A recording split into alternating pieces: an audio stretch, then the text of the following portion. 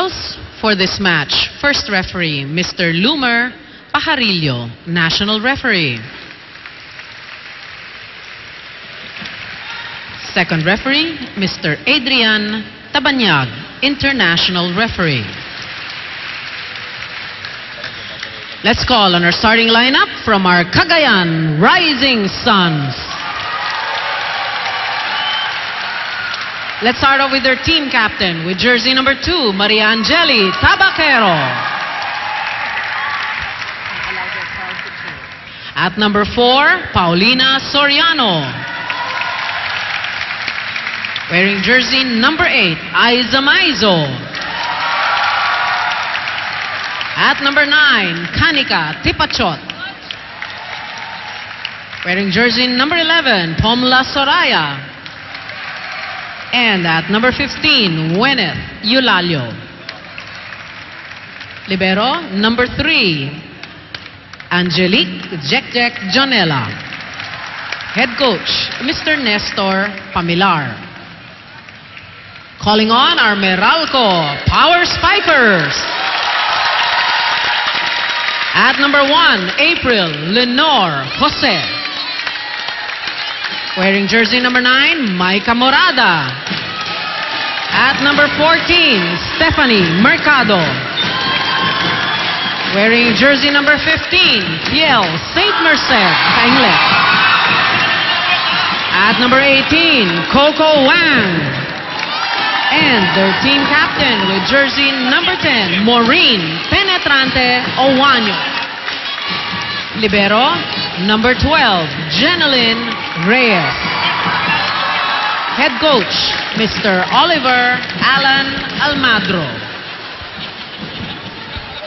The best of So yan po mga kaibigan ang starters para sa magkabilang koponan as we rejoin the action dito po sa San Juan Arena sa San Juan City.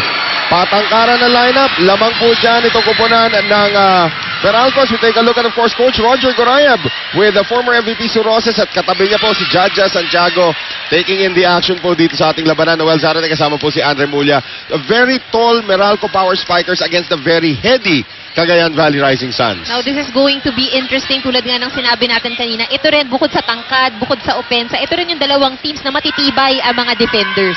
Well, titignan po natin if that will hold true, especially para dito sa Cagayan Valley Rising Suns na ginagamit nila. Eh, kita mo si Pomla Soraya has been setting very well para sa kanila. It's not every day that we get a tie setter come into the league. Phil Kainglet, of course, the 17-year-old Kanika Tipachot, second leading scorer sa kanilang koponan. O, titignan natin ngayon if Cagayan Valley can stay undefeated dito po sa laban na ito. As we are underway, Gwyneth Eulalio nakakuha agad ng palo. At yan po unang puntos sa ating laban na ito. So, Eulalio, for the Cagayan Valley on the board. Here is Pomla Soraya. Taga-Thailand po.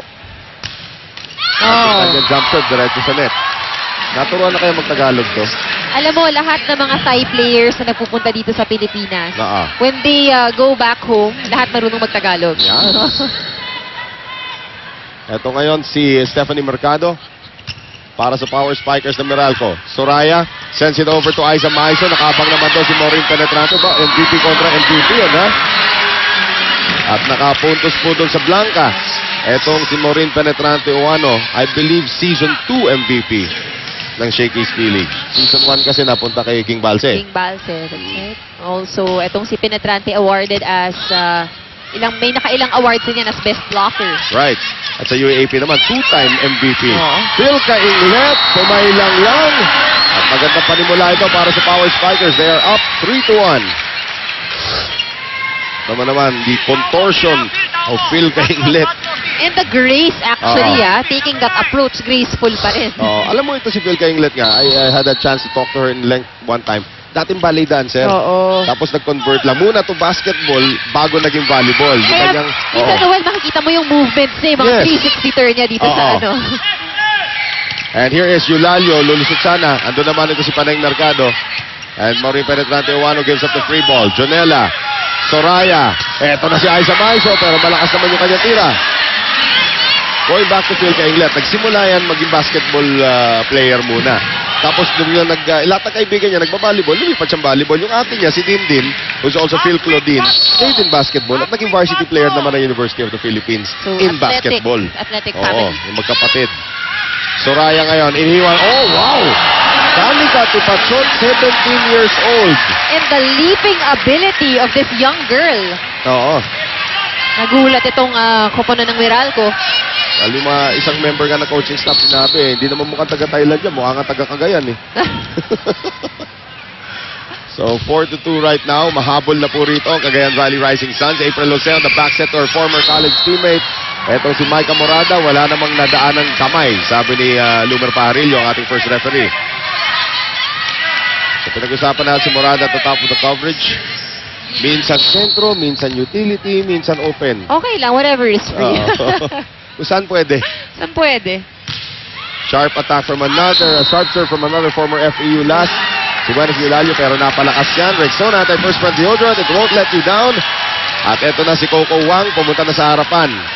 So from tall to taller, 6-foot penetrante to 6'3" Wang. Penetrante on the serve, Tabaquero receives. Soraya now, combination play. Pero nandun naman itong si Aiza Maizo was returned there by Penetrante. Maizo, Penetrante, Jose, Coco Wang, Blanca, inabot kay Tipachot. Look at this. Happy smiles ng mga players ng Cagayan. Mukha ba taga-Thailand sa'yo yun? Parang hindi talaga eh. More Ayan. GD pasa sa Pilipinas. Oo, yun nga, nahirapan nga daw siya pag pupunta siya sa mall kasi tinatagalog daw siya ng mga tao doon. Normally nga, natututo naman sila ng basic Tagalog, at least. Yung hindi ko alam, magkano? Coco Wang from China. Ayan naman, alam mo si Coco Wang, na-report nga ng minsan dito. She's actually a nutritionist also. Oh. So, total physical fitness package. Binibigay nitong si Coco Wang. If it's family foods, it's gotta be Shakey's. Tutulong nga daw siya sa nutrition nitong team. That would be like a very good thing para dito sa Power Spikers. Yan ang power spike naman galing dito kay Pao Soriano, who has been named to the national team also. So, ilan yan eh? Mga siyam yata from Cagayan Valley are in the national team. There's one of them, Aiza Maizo Pontillas. There's the back set ngayon. Muntik na magka-setting violation din ito si April Jose. But the block goes out, so Coco Wang is able to help yung kanya kupunan na makakuha ng 2 puntos na kalamangan at this stage. Bill St. Merced kay Inglet. Maizo. Soraya, umatake. Nandun naman si Jen Reyes. April Jose, umatake rin. Nandun naman si Jonela. Sagutan ng libero. Eto ngayon si Angge. Hindi tumawid ang bola. 4 touches against the Rising Suns. At lamang po ng 3 ngayon ang Power Spikers against the undefeated Cagayan Valley. Will be right back.